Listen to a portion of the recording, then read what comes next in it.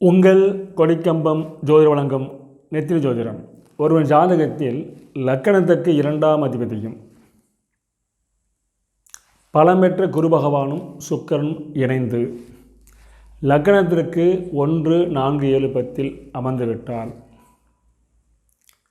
அவர்கள்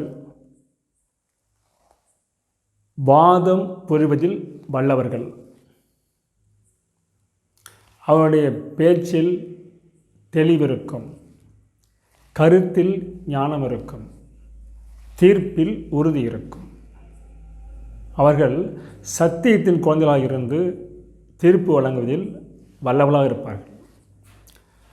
கல்வி இருந்தால் நீதிபதி, கல்வி இல்லை என்றால் நாட்டாமை.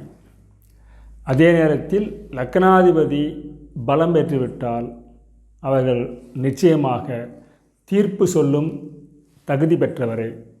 நன்றி, வணக்கம்.